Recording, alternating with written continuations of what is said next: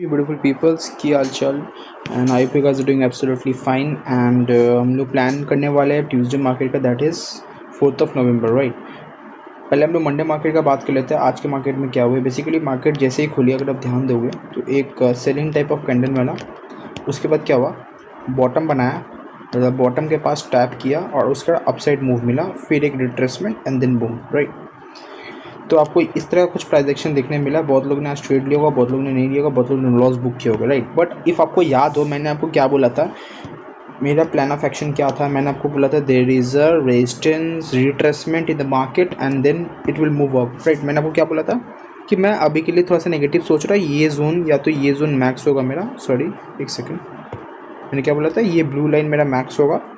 Red line को tap करते upside जा सकते हैं, या तो यहीं से टैप करके अपसाइड जा सकते हैं, राइट। अगर आप ध्यान दोगे तो मेरे बायर्स अभी मैच कर रहे हैं। अगर आप ध्यान दोगे तो कैसे मैच कर रहे हैं मैं आपको समझाता हूँ। रिट्रेसमेंट कहीं ना कहीं हो चुकी है, अगर आप ध्यान से देखोगे तो अपसाइड की तरफ आई, ब्रेकआउट दी यहाँ पे, फिर यहाँ पे एक रिट्रेसमेंट हुई, यहीं पे रिट्रेसमेंट मिल रही है, अपसाइड की तरफ अब प्रोसीड कर सकती है, मतलब ऑल टाइम हाई की तरफ जा सकती है। तो ये मेरा बायस अभी मैं आपको समझाना चाह रहा हूँ। समझ में आ रहा है आपको क्या बोलना चाह रहा हूँ मैं। सिंपली अगर मैं आपको थोड़ा जूम आउट करके दिखाऊँ ठीक से, ध्यान से देखो तो क्या हुआ, सिंपली रेंज तोड़ी मार्केट ने ये रेंज थी, ये रेंज को तोड़ी, रिट्रेसमेंट ले रही है। अब यहाँ से अपसाइड जा सकती है, या तो हो सके ये एक और डिप ले ले, डिप से और रिट्रेसमेंट जाए। बट मेरा पॉइंट ऑफ व्यू के हिसाब से यहीं से जाना चाहिए, तो ज़्यादा ब्यूटीफुल प्राइस एक्शन क्या बोलूँगा, ब्यूटीफुल प्राइस एक्शन तो है डेफिनेटली, एंड ब्यूटीफुल आपको एक ब्रेकआउट स्ट्रैटेजी दिख सकती है, रिट्रेसमेंट स्ट्रैटेजी से बोलते हैं। और फोरमोस्ट थिंग क्या है, यहाँ पे जो सेलर्स है, इस वाले सेलर्स को निकालने भी बहुत ज़रूरी है।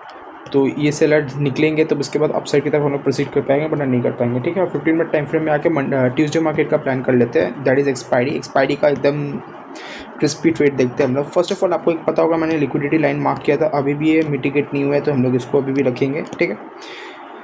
3 प्लान ऑफ एक्शन डिस्कस करेंगे। ये कहाँ से आई आप पूछोगे, मैं सिंपली बता देता हूँ ये क्या है। ये सिंपली एक बॉटम मैंने बनाया है, लिक्विडिटी बॉटम बोल सकते हो आप इसको। क्यों? क्योंकि यहाँ पे एक बार के लिए मार्केट क्या कर सकती है, सपोर्ट वापस लेके, जैसे आप देखो ऑलरेडी सपोर्ट ले चुकी है, यहाँ पे वापस सपोर्ट लेगा, अपसाइड की तरफ प्रोसीड कर सकती है। ये मेरा पॉइंट ऑफ एक्शन है। मैं सिंपल में अगर मेरे से आप पूछोगे तो मैं अभी के लिए थोड़ा सा, कल के लिए मैं बुलिश टू साइडवेज हो सकता हूँ।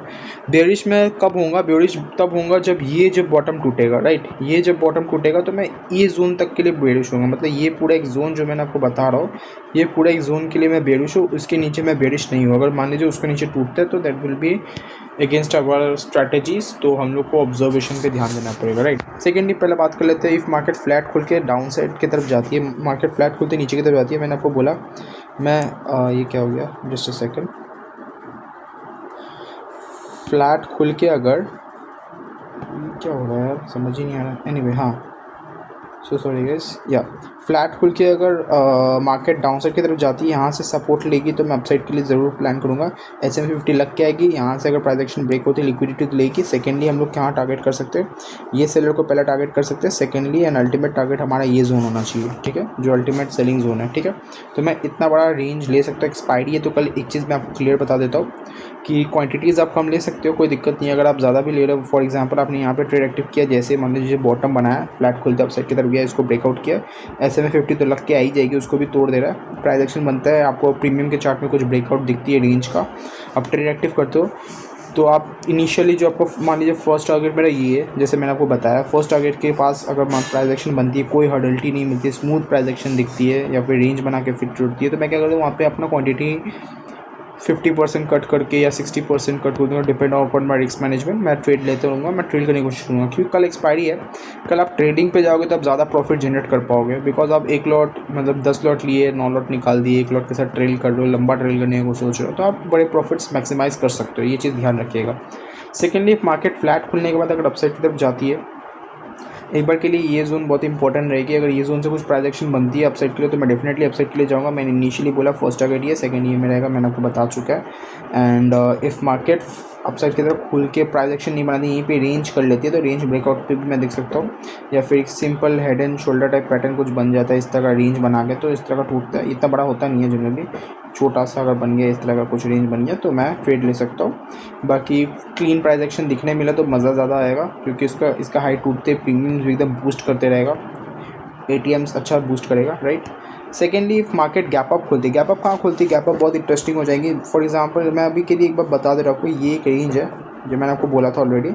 अगर ये रेंज के अंदर खुलता है, इस जगह पे कहीं खुलता है, तो गैप अप खुलने के बाद अपसाइड की तरफ जाती है, इसको तोड़ती है, फिर प्राइस एक्शन बनती है, तो मैं डेफिनेटली ट्रेड एक्टिव करूँगा। बट मेरा इनिशियली मेरा बहुत बड़ी वर्स्ट जोन रहेगी, याद रखना यहाँ पे, क्योंकि स्टॉप लॉस बहुत लोग पे बैठी हुई है, कब कहाँ से ट्रिगर हो जाए कोई ठीक नहीं है, मतलब सेलर्स ट्रिगर हो जाए। तो यहाँ पे मैं वो वॉच करूँगा, और हर्डेलिटी फेस करती है तो मैं कोशिश करूँगा 90% कट करने का, और 1% के साथ मैं 10% के साथ मैं ट्रेड करने का सोचूंगा। इफ रिवर्स हो जाती है, कॉस्ट टू कॉस्ट मतलब ब्रेक इवन पे आती है, फिर इसको तोड़ देती है, तो मैं एग्जिट कर दूँगा। ये आपका रिस्क मैनेजमेंट के ऊपर है। ये चीज़ें आई होप मुझे समझाने की नीड नहीं पड़नी चाहिए। जब आप ऑप्शन ट्रेडिंग करते हो तो आपको रिस्क मैनेजमेंट आनी चाहिए। सेकेंडली क्या है, इफ़ मार्केट गैप अप खुलने के बाद नीचे की तरफ जाती है, मतलब क्या हो रही है, SMA 50 के पास मैं एक बार देखना चाहूँगा, बाउंस मिलती है या फिर यहीं से बाउंस मिलती है, तो मैं अपसाइड के लिए जाऊँगा। बट एक चीज़ बहुत ही क्लियर बता देता हूँ, ये जो लो है, ये लो टूटते ही, और ये जो बेस टूटते ही थोड़ा सा मैं बेरिश हो जाऊंगा, तो मेरा लिए अल्टीमेट टारगेट ये खुल जाएगा। इसके नीचे मैं देख नहीं रहा हूँ। हाँ, वन गो में निकालती है तो मैं ट्रेल ज़रूर करूँगा, बट मैं देख नहीं रहा, मेरा अल्टीमेट टारगेट ये रहेगा, क्योंकि मैं अभी भी बुलिश हूँ। तो अगर ये खुलने के बाद नीचे की तरफ जाती है, यहीं से बाउंस लेते हैं, well and good. If bounce नहीं लेती है, थोड़ी सी ग्रैब करने की कोशिश करेगी, तो क्या हो सकता है, मैं आपको केस सिनारी बता रहा हूँ। मैं चाहता हूँ झटका में तोड़े तो मज़ा आएगा। क्या रहेगा, आपको क्लैरिटी मिलेगा और आने वाले लोग को मज़ा आएगा। यहाँ से वी शेप रिकवरी आप एक्सपेक्ट कर सकते हो, फिर रेंज बाउंड हो जाए, वो अलग चीज़ हो सकती है कल के मार्केट के लिए। तो ये चीज़ें तो क्यूज़ में रहेंगे। सेकेंडली क्या है, इफ़ मार्केट तोड़ता है, इसको भी तोड़ देता है, ये जो बॉटम है, अगर यहाँ से कुछ बाउंस मिलता है, वेल एंड गुड, तो यहाँ से कुछ प्राइजेशन मिल के फिर यहाँ से वी शेप मिल जाए, कोई दिक्कत नहीं है, वीज मिल सकते, कोई इशू नहीं है उसमें।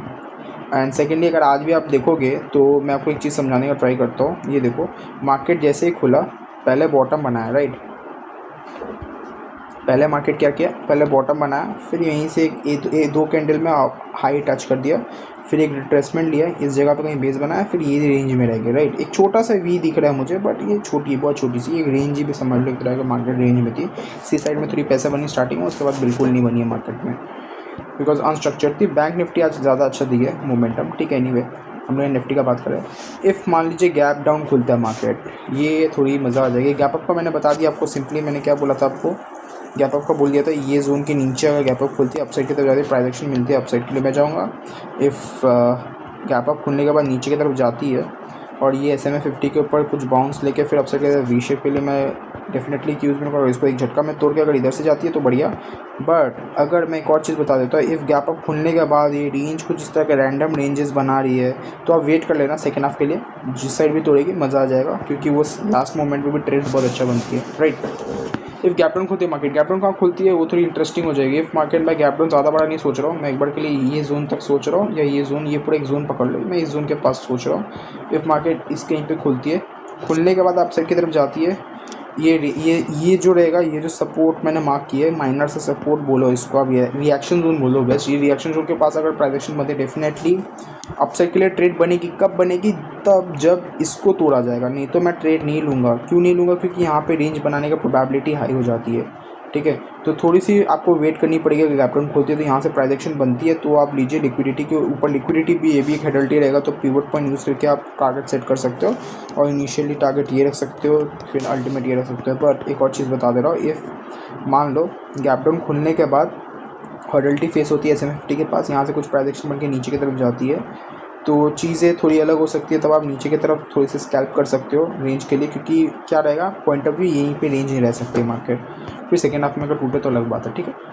इफ़ गैप डाउन खुलने के बाद नीचे की तरफ जाती है, तो ये चीज़ें थोड़ी और इंटरेस्टिंग हो जाएगी। मैंने आपको सिंपली बोला गैप डाउन खुलने के बाद कुछ प्राइस एक्शन बने, तो मतलब मेरा बायस प्लान बी एक्टिवेट हो चुका है। प्लान बी क्या थी, मेरी प्लान बी थी कि इसके नीचे जाने पे हम लोग इस जगह तक का टारगेट ले सकते हैं, या 25,000 राउंड ऑफ पे टारगेट ले सकते हैं। But as per my rules, मैं साइकोलॉजिकल नंबर के सामने मैं ट्रेड नहीं लेता हूँ, मतलब आसपास ट्रेड नहीं लेता हूँ, क्योंकि वहाँ थोड़ा मेरे लिए चॉपी होती है। क्योंकि यहाँ पे बड़े बड़े प्लेयर्स बहुत जल्दी अट्रैक्ट होते हैं, वहाँ पे गेम्स थोड़ी मैनिपुलेटिव चॉपी हो जाती है, ऑप्शन सेलर ज़्यादा कमाते हैं, बायर्स कम कमा पाते हैं। तो मैं क्या करूँगा, इफ़ एक्सपायरी डेफिनेटली मिस करने का तो मन करेगा नहीं, ट्रेड लूँगा, प्राइस एक्शन मिलेगी, आगे मिल गई बढ़िया।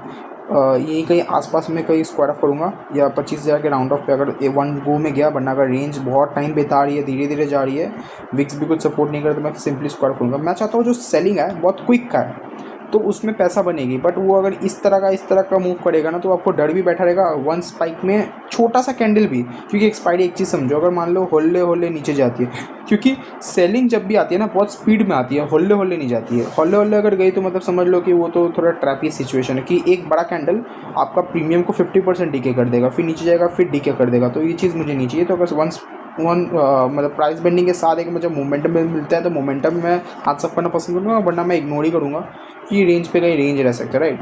तो ये मेरी बायस है कल के लिए, अप साइड टू साइडवेज का है। अगर ये टूटा तो प्लान बी एक्टिवेट हो जाएगा। मैंने आपको बोल दिया क्या रेंज है XYZ।